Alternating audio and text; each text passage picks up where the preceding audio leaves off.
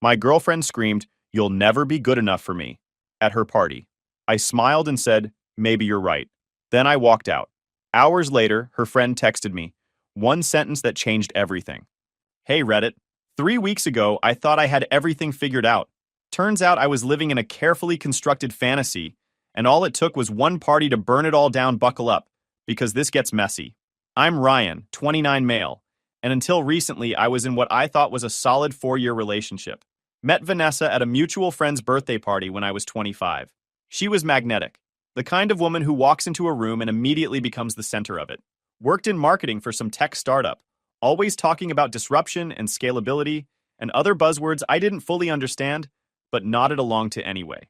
The party where we met was one of those milestone birthday things. Jason turning 30, rented out the back room of some trendy bar downtown. I'd gone reluctantly, already planning my exit strategy after showing my face for an hour. Then Vanessa arrived late, made some joke about traffic that had everyone laughing, and suddenly I forgot about leaving early. We talked for 3 hours straight. She was fascinating in that way confident people are. She had opinions about everything and wasn't afraid to share them. Asked me about my job, my hobbies, my thoughts on whether the city was getting too expensive. I felt seen in a way I hadn't experienced before. When she gave me her number at the end of the night, I felt like I'd won something. I'm an operations manager for a logistics company. Not glamorous, not sexy, but steady. Good benefits, decent pay, room for advancement. I coordinate shipments across 3 states, manage a team of 30 people, solve problems that most folks don't even know exist.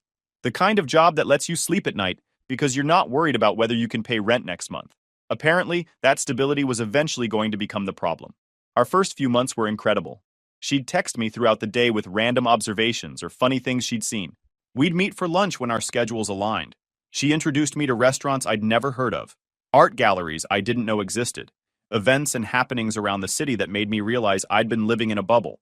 She made me feel like I was part of something bigger, like my life before her had been in black and white, and she'd added color. We moved in together after 6 months. Her idea, actually. She said it made financial sense, that we were spending every night together anyway, so why maintain 2 apartments? Made perfect sense to me. Found a decent 2-bedroom in a good neighborhood, close to her office, reasonable commute for me, nice building with actual amenities. The rent was $2,400 a month, which we split evenly. At first I remember thinking it was steep but manageable. The apartment itself was everything Vanessa wanted. Hardwood floors throughout, big windows with good natural light, a balcony that overlooked the courtyard, updated kitchen with granite counters. She talked about it like it was an investment in our future, our launching pad for the life we were building. That arrangement lasted about 6 months before things started shifting. Subtle at first, just 1 month here or there where she'd ask me to cover her half because something had come up. "Babe, can you spot me this month? I'm investing in this professional development course that's going to really accelerate my career." She showed me the course materials, explained how it would help her climb faster at work. Made sense. Then it was, "I'm putting everything into building my network right now. These industry dinners add up, but they're crucial for making connections. Can you help me out just until my next bonus hits?" Again, seemed reasonable. She was hustling, making moves, investing in herself. Except the bonus never quite covered what she said it would, or there'd be another crucial investment opportunity, or her car would need repairs, or she'd have to travel for work, and the expense reimbursement took forever to process. Always something. And I kept saying yes because I thought we were a team, because I believed in her career trajectory, because saying no felt like I was being unsupportive of her ambitions. Within a year, I was paying 70% of the rent consistently. She paid 30% when she could, and I covered the difference without complaint. Did the math recently? Over 2 years, my extra contributions totaled nearly $18,000 just in rent alone. But it wasn't just rent. Vanessa had ideas about how our apartment should look. No hand-me-down furniture, no Craigslist finds, no making do with what we had. Everything needed to be curated, intentional. The kind of place you could photograph for social media and have people be impressed. The Italian leather couch that dominated our living room? $3,200. I paid for it. She picked it out, spent hours researching the perfect shade of gray, insisted we needed something that made a statement. I remember the delivery guys struggling to get it through our doorway, while Vanessa directed them like she was choreographing a ballet. The 65-inch smart TV mounted on the wall? $1,800. Also me. She'd argued we needed it for movie nights and streaming. That her old 40-inch from college was embarrassing when we had people over. I'd thought movie nights sounded nice, so I agreed. The espresso machine that took up half our kitchen counter? $2,400. Everyone who matters has good coffee at home, she'd explained. It's about the experience we create for guests. I'd pointed out that we could get perfectly good coffee for a fraction of the price. She'd looked at me like I'd suggested we start shopping at thrift stores. I paid for that too. Looking back now, I can add it all up with perfect clarity. The couch, the TV, the espresso machine, the dining table that needed to seat 8 comfortably, the bedroom furniture that couldn't be from IKEA, the artwork that tied the room together, the kitchen gadgets that mostly gathered dust. I was looking at close to $20,000 in furniture and household items I'd paid for to furnish our shared space according to her vision. But it was our home, right? Our life we were building together. That's what I told myself every time I transferred money or swiped my card. I should have seen the other signs too. The way she'd introduce me at her work events. This is Ryan. He's in logistics. With this tone that made it sound like I drove a forklift instead of managing a complex supply chain operation. The way her eyes would glaze over when I talked about solving a major routing problem. But I was expected to be fascinated by every detail of her latest social media campaign strategy. The comments that seemed like jokes but had edges. Ryan's so practical, he probably has a spreadsheet for everything. My boyfriend is very risk-averse. He likes things predictable. Ryan's idea of excitement is reorganizing the kitchen cabinets. Always delivered with a laugh, always in front of other people, always making me feel like I needed to defend my personality. Her coworkers treated me like I was lucky to be there, like I'd somehow tricked Vanessa into dating down. I'd overhear conversations at company happy hours. I can't believe she's still with him. Or, she could do so much better. Or, he's nice, but that but carried a lot of weight. The late nights at the office became more frequent around 6 months ago. Trevor really needs me on this pitch, she'd say, referring to her boss. We're so close to closing this deal, I just need to put in the hours. I believed her because why wouldn't I? People work late. Careers require sacrifice. I thought I was being a supportive partner. I'd text her around 8 p.m. Want me to save you some dinner? She'd respond, already ate at the office, don't wait up. I'd wake up at 2 a.m. to find her side of the bed still empty, then hear her come in around 3, moving quietly through the apartment. When I asked about it in the morning, she'd be irritable. Do you want me to succeed or not? These hours are part of the job. Then came the Monaco comment. 3 weeks ago, she mentioned offhand that her company was sending a team to Monaco for some international marketing conference. Trevor and a few of us are going. It's going to be insane. Yacht parties, networking with European clients, the whole thing. When I asked if plus ones were invited, she laughed. Not a kind laugh. The dismissive kind. Babe, this is work. Super high-level stuff. Probably boring for you anyway. You'd spend the whole time calculating the exchange rate instead of enjoying yourself. There it was again. That edge that made me feel small. I should have known then. Should have asked more questions. Should have trusted the instinct that told me something was wrong, but I didn't want to be that guy. The insecure boyfriend who can't handle his girlfriend traveling for work. So I smiled and told her to have fun.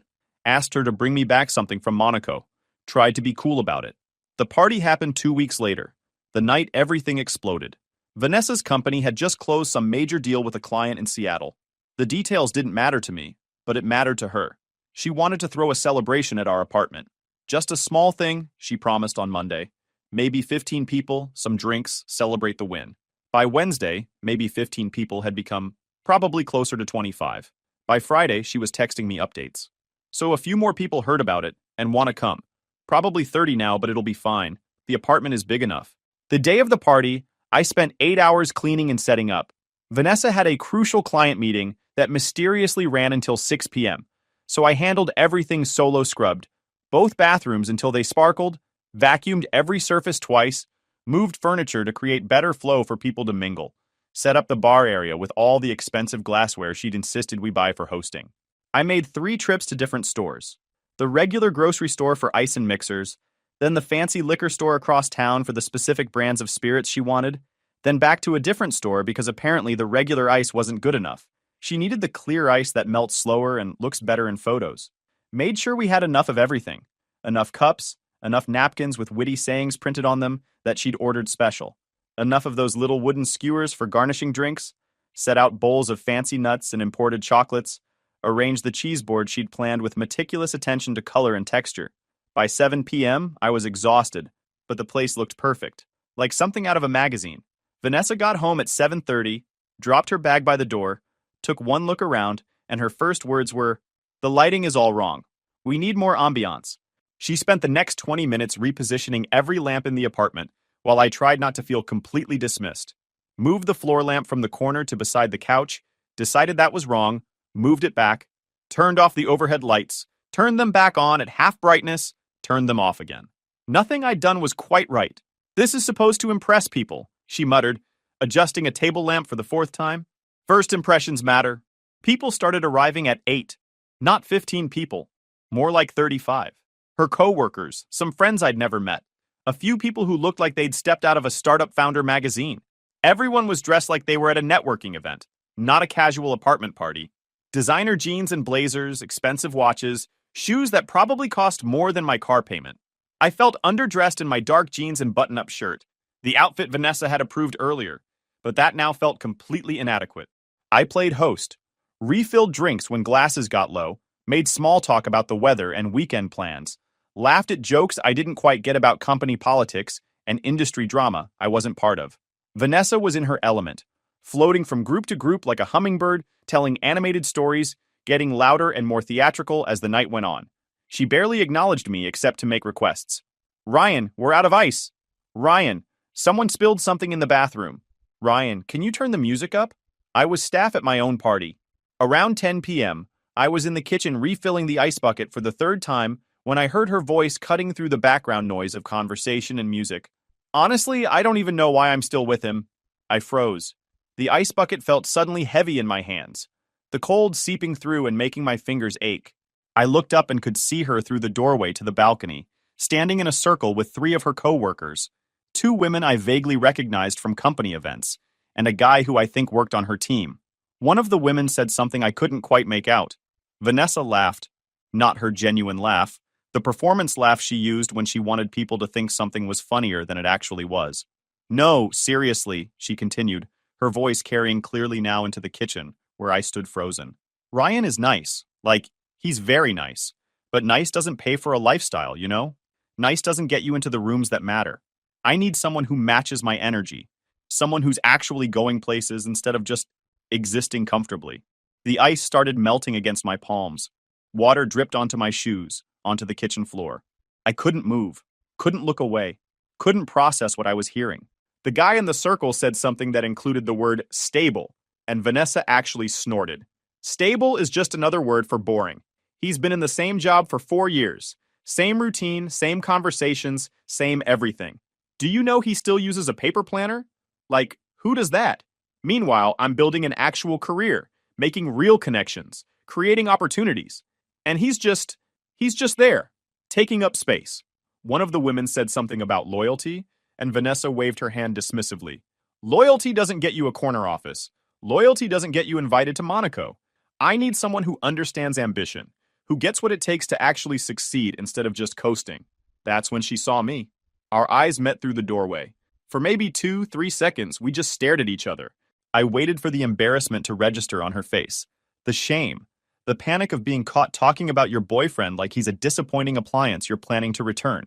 Instead, she looked annoyed, like I was interrupting something important. I set down the bag of ice on the counter, walked over slowly. The conversation on the balcony had stopped. The 3 co-workers looked uncomfortable, suddenly very interested in their drinks. The conversations in the living room behind us started dying as people sensed something was happening. The music suddenly seemed too loud, too cheerful for whatever was about to happen. Vanessa's jaw tightened as I approached. She knew I'd heard. She knew I'd been standing there. And she didn't care. I walked onto the balcony calmly, set the ice bucket down on the patio table next to them. The 3 co-workers scattered like I'd announced I had a contagious disease, suddenly remembering they needed to be literally anywhere else. Now it was just me and Vanessa, standing on our balcony, with 30-plus people watching from inside through the glass door. "Anything else you want to say?" I asked quietly. "Or was that the whole performance?" She crossed her arms, chin raised defiantly. "You weren't supposed to hear that." "But I did." "Well, maybe you needed to. Maybe I'm tired of pretending." The honest cruelty of it took my breath away. No apology, no embarrassment, just irritation that I'd caught her. Then she said it, loud enough for everyone nearby to hear. clear enough that there was no mistaking the words or the intention behind them. You'll never be good enough for me. The balcony went silent. The conversations in the living room stopped mid-sentence. Someone turned down the music. I could feel every single person at that party looking at us. 35 pairs of eyes, waiting to see what I'd do. Whether I'd yell, whether I'd cry, whether I'd fight back. My chest felt tight. My hands were still wet and cold from the melting ice. Part of me wanted to explode, to match her volume, to defend myself in front of all these strangers. Part of me wanted to disappear into the floor and never exist again. Instead, I smiled. Not because I was happy, because it was the only way to keep my face from showing what I actually felt. Because if I let the mask drop, I'd either break down or break something, and neither of those options was acceptable. Maybe you're right, I said softly. Then I turned around, walked through the silent crowd of people who all suddenly found their shoes very interesting, grabbed my keys from the bowl by the front door, walked out of my own apartment without looking back, without another word, without giving her the satisfaction of seeing me break. The hallway was mercifully empty. I made it to the elevator, pressed the button, waited. Behind me, I could hear the party resuming. Tentative at first, then louder. Someone turned the music back up. Life moved on. I got in my car and just drove. Windows down despite the cool night air. Radio off. Phone on silent. I didn't have a destination. I just needed to move, to put distance between me and that apartment. That party. That woman who just eviscerated me in front of her entire social circle and didn't seem to care. I drove for hours. Through neighborhoods I didn't recognize. Down highways I'd never taken. Past closed stores and empty parking lots. And 24-hour diners where people lived their lives completely disconnected from my disaster. The city gave way to suburbs. Suburbs gave way to emptier roads. My gas gauge dropped below a quarter tank, then to the warning light. Around midnight, I found myself near the airport and pulled into the first budget hotel I saw. One of those generic chains where every room looks identical, and the lobby always smells faintly of cleaning products and burnt coffee. Paid cash for a room, ignored the night clerk's curious look at my lack of luggage, and got a key card for room 237. The room was exactly what you'd expect double bed with a comforter that had seen better days. Small TV bolted to the dresser, bathroom with white tiles and fluorescent lighting that made everyone look sick. I sat on the edge of the bed and stared at the wall for what might have been 20 minutes or 2 hours. Time felt weird. Eventually, I plugged my phone in and turned it back on. Watched the missed notifications roll in like an avalanche. 47 missed calls by the time it stopped counting. Over 100 texts, the voicemails kept coming. That little red dot just growing and growing. Most were from Vanessa. I scrolled through them without opening, just reading the preview text. The progression was almost funny in how predictable it was. 8:47 p.m. Where are you? 9:15 p.m. People are asking about you. 9:52 p.m. This is ridiculous, you need to come back. 10:33 p.m. We need to talk about this. 11:04 p.m. You're being childish. 11:58 p.m. Answer your phone. Then they got desperate. 12:22 m. Ryan, please. 12:45 m. I'm sorry. Okay, can we just talk? 1:18 You can't just disappear like this? A few were from people who'd been at the party. Awkward messages that ranged from, hey man, you okay? To, that was intense, what happened? To, dude, that was brutal. Everyone suddenly had opinions and concerns. I ignored all of them except one. Sophie. One of Vanessa's friends from college. Someone who'd always been decent to me. We'd never been close. She was Vanessa's friend, not mine. But she'd never treated me like furniture either. Never acted like I was lucky to be in Vanessa's orbit. Her text was simple. Hey, I know you probably don't want to talk to anyone right now, but I think you should know something. Can I call you? I stared at that message for a full minute. Part of me wanted to ignore it. To ignore everything. To just exist in this anonymous hotel room and pretend the outside world didn't exist. But something about Sophie's tone seemed different. Urgent, but not dramatic. I texted back, not ready to talk. Just text me whatever it is. 3 dots appeared, then disappeared. Then appeared again. I watched that pattern repeat 4 times, each cycle making my stomach tighter. Whatever she had to tell me, she was struggling with how to say it. Finally, her message came through. You know what she said after you left? My stomach dropped. I could imagine 1,000 things Vanessa might have said. Each one worse than the last I typed back. What? Her response took maybe 10 seconds, but it felt like an hour. Like waiting for test results you know will be bad. She said, good now I don't have to break up with him before the Monaco trip. Trevor is going to be so much easier to deal with. I read it 3 times, then a fourth. Then I got out of bed, walked to the bathroom on legs that felt disconnected from my body, and splashed cold water on my face while trying to process what I'd just learned. Trevor, her boss, the guy she'd been working late with for 6 months, the guy who was 42, married with 2 kids, drove a Tesla and wore designer suits, the guy who was taking her to Monaco, the guy who was apparently easier to deal with than me. Easier to deal with. Like I was a problem she'd been managing. I sat on the edge of that hotel bed for 20 minutes, just staring at my phone. Then I did something I'm not particularly proud of, but I'm not sorry for either. Vanessa and I had a shared cloud account for photos and documents. We'd set it up when we moved in together. Convenient for sharing apartment stuff, vacation photos, recipes she wanted to save, that kind of thing. The login was my email address. The password was something we'd chosen together. She'd never changed it. I'd never had a reason to look. I logged in on my phone. There were the usual folders I expected. Apartment documents, vacation photos, recipes, random screenshots. But there was also a folder I didn't recognize, created about 9 months ago. Work events. Something told me not to click it. That same instinct that tells you not to read your partner's messages, not to go through their phone, not to become the kind of person who spies. But that person, the trusting boyfriend who respected privacy, felt like he'd died on that balcony 2 hours ago. I clicked it. The first photo was from what looked like a hotel room. Vanessa and Trevor, his arm around her waist, both holding champagne glasses, both looking very comfortable, very familiar. The kind of comfortable that comes from more than a professional relationship. The timestamp said Miami, 3 months ago. I scrolled. More photos. Different cities. New York, Chicago. What looked like San Francisco based on the Golden Gate Bridge visible through a hotel window. In every photo, they were together. Sometimes with other coworkers in professional settings, sometimes just the two of them in decidedly unprofessional situations. The body language got progressively more intimate as I scrolled back through time. His hand on her lower back, her head on his shoulder, the two of them laughing at some private joke. A photo of room service breakfast with 2 plates, 2 coffee cups, 1 hotel room. 9 months. The timestamps went back 9 months. This had been going on for 9 months.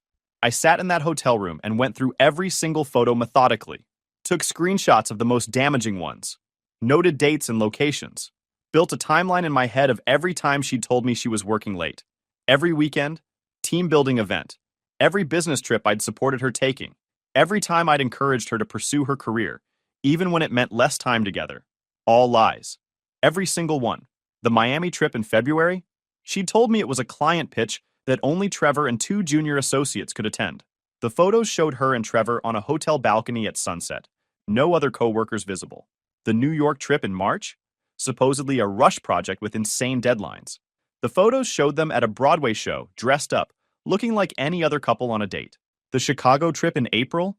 Another client emergency? The photos showed them in matching hotel bathrobes, doing a champagne toast. I felt sick, not just at the betrayal, though that was crushing, but at my own willful blindness. How many times had I noticed something off and talked myself out of suspecting anything? How many red flags had I filed away as paranoia? I didn't go back to the apartment for 3 days. During those 3 days, I lived in that hotel room and started planning. I ordered delivery from places nearby, watching the same 3 streaming shows on repeat without really seeing them. I called out sick from work. First time in 3 years, I'd used a sick day for something other than being actually sick. But mostly I planned. Not revenge. I wasn't interested in dramatic gestures or public confrontations. I just wanted to make sure that when this relationship ended, which it clearly would, I didn't get destroyed in the process. I wanted to make sure I came out of this with something left. First call, a lawyer. Found one through an online search of family law attorneys. Looked for someone who specialized in unmarried couples dissolving shared households. Made an appointment for Monday morning. When I arrived, the office was professional, but not intimidating. Just a regular suite in an office building. Nice furniture, but not ostentatious. The lawyer's name was Patricia Chen. She was maybe 50, professional, but not cold. Listened to my situation without judgment. I explained everything. The apartment, the furniture I'd bought, the rent I'd been covering, the affair I'd discovered. Showed her the screenshots from the cloud account. "Do you have documentation of your payments?" she asked. "Bank statements, credit card records, receipts for the big purchases. I can get all of it." She nodded approvingly. "Good. The apartment is in both your names, which complicates things. But if you can prove you've been paying the majority of expenses, you have leverage. The furniture and household items you purchased are legally yours. You have receipts proving purchase, so ownership is clear.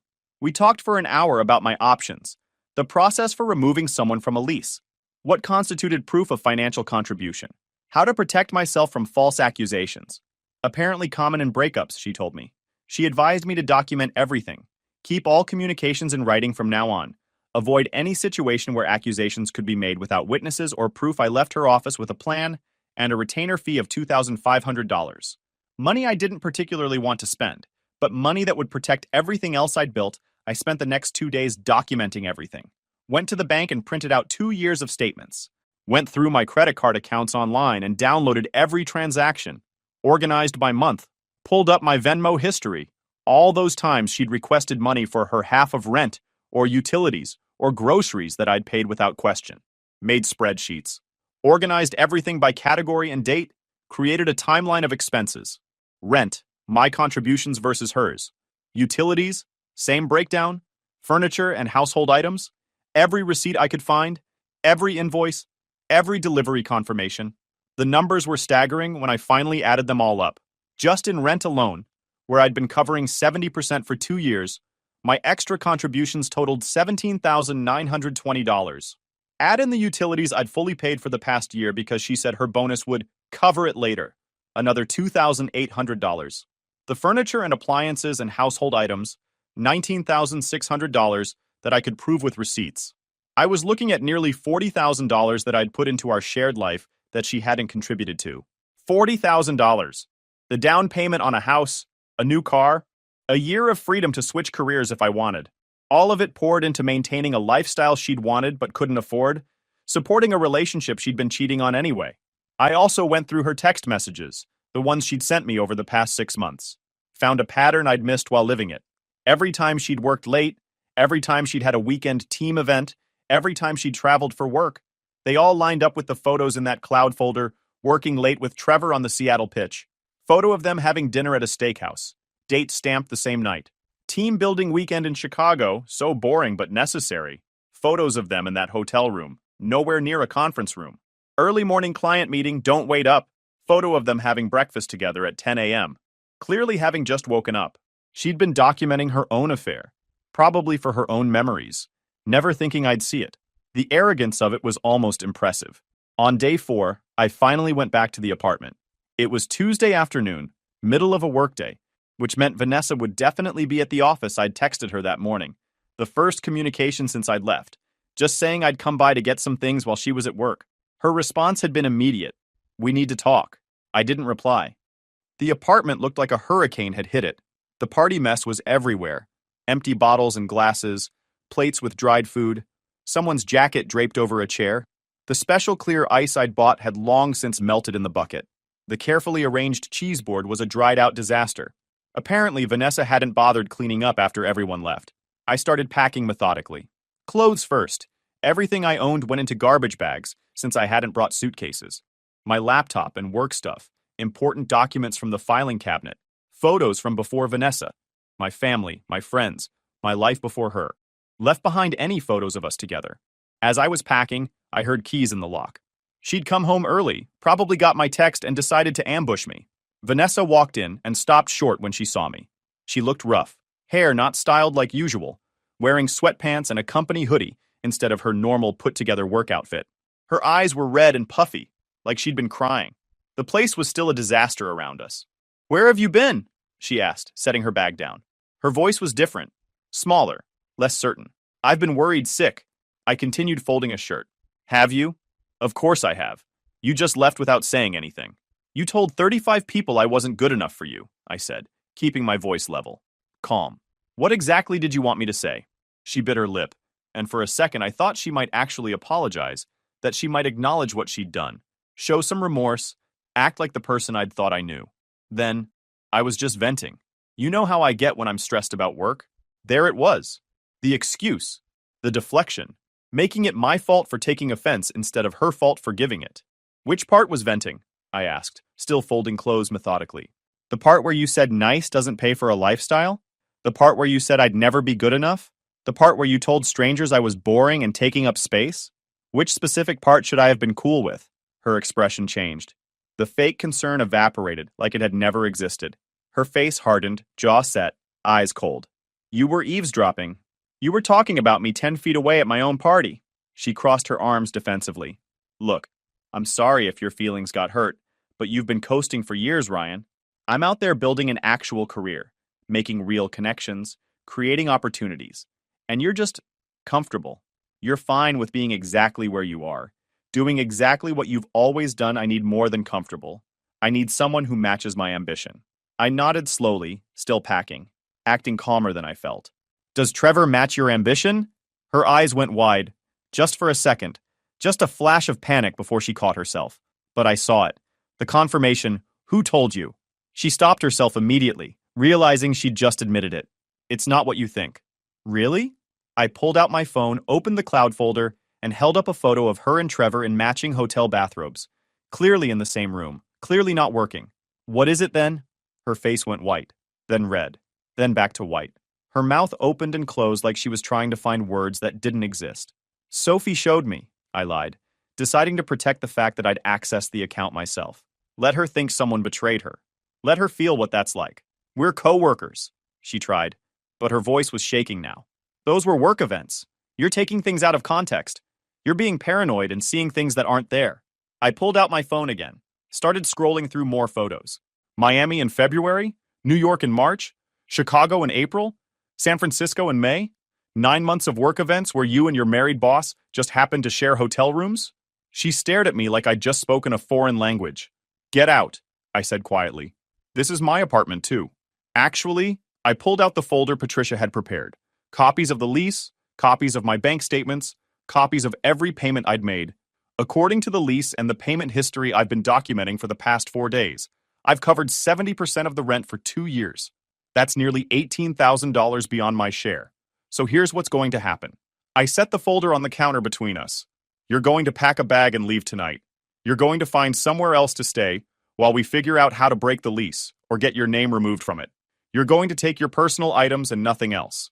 And if you fight me on any of this, if you try to make this difficult or spread lies about me or do anything vindictive, I'm going to send these photos to HR at your company. Her mouth fell open. You wouldn't. I looked up your company's employee handbook. It's publicly available on your website. Very transparent, very modern, lots of information about your corporate values. There's a very thorough section about fraternization policies between supervisors and subordinates. Specifically prohibits relationships that could create conflicts of interest or appearance of favoritism. I'm pretty sure your 9-month affair with your married boss qualifies. She was shaking now. Whether from anger or fear, I couldn't tell. Maybe both. You can't do this. I have rights. I've been living here for almost 4 years. You've been living here rent subsidized for 4 years, while I paid for everything, and you slept with your boss. My lawyer says I'm being generous by giving you time to pack instead of just changing the locks tonight. She stared at me like she was seeing me for the first time, like the person she dismissed as comfortable and boring had suddenly become someone she didn't recognize. Try me, I said softly. She left that night, threw some clothes in a suitcase, grabbed her toiletries from the bathroom, called someone, probably Trevor, maybe Sophie, maybe her parents, and was gone within an hour. I watched her car leave the parking lot from our balcony, then went inside and deadbolted the door. The apartment felt different with her gone bigger somehow. Quieter. I looked around at all the furniture I'd paid for, the life we'd built that turned out to be built on lies and my money, and felt something I didn't expect relief. Next morning, I called a locksmith before coffee. By 10 a.m., apartment had new locks. Cost me $280 but worth every penny. Changed everything. Deadbolt, knob lock, new keys. The locksmith didn't ask questions. Probably saw this all the time. Called the landlord, explained the situation professionally. Wanted her off the lease. He said he'd need documentation that she voluntarily left, that nothing was being contested. I said I'd handle it. 2 days later, Sophie called. You need to hear this, she said, voice tight with anger. Vanessa's telling everyone you were controlling, that you monitored her spending, isolated her from friends, made her feel trapped. That sick feeling hit, realizing someone's actively destroying your reputation. She posted this whole story on her private Instagram, Sophie continued, about finally escaping a toxic relationship, finding courage to leave people or eating it up. Everyone's commenting how brave she is. Sophie screenshot everything from Vanessa's private accounts. The post was a masterpiece of manipulation, carefully worded to sound vulnerable while painting me as emotionally abusive without providing actual examples. He made me feel like I couldn't breathe, she'd written. Like every decision had to go through him first. I lost myself trying to be what he wanted me to be. The comments were predictable friends rallying, everyone praising her bravery. I wanted to respond, wanted to post the photos, the bank statements, the receipts showing who'd actually been controlling whom Patricia told me to wait. Don't engage. If she escalates, then we act. Right now, responding makes you look guilty. So I watched friends I'd known for years suddenly view me with suspicion. Watched my reputation dissolve in real time. Then Trevor made his critical mistake. He commented on Vanessa's post. Something supportive about being there for her healing journey. How strong she was. Nothing overtly romantic, but anyone paying attention could read between the lines. Someone must have looked him up because within 24 hours, multiple people reported both of them to HR. Anonymous tips. Probably co-workers who'd suspected the affair, but never had proof. Vanessa's public post combined with Trevor's comment triggered an internal investigation. The investigation took 2 weeks. During that time, I broke my lease, paid the $3,000 penalty, found a smaller place across town. No bad memories, no ghost of who I'd been with her. Here's where it got beautiful. HR didn't just find evidence of the affair. They discovered Trevor had been approving inflated expense reports for Vanessa's trips. Every one of those work events had been funded partially by fraudulent claims. Miami, New York, Chicago, they'd been systematically stealing from the company about $15,000 over 9 months. They both got fired on the same day, Thursday afternoon. Escorted out by security with boxes of their personal items, Vanessa tried calling when it happened. Left a voicemail. This is your fault. You ruined my life because you couldn't handle me being successful. I hope you're happy. I deleted it without listening to the whole thing. Blocked her number. Done.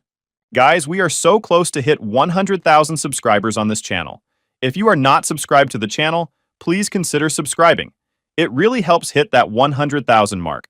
Thanks for making this dream come true.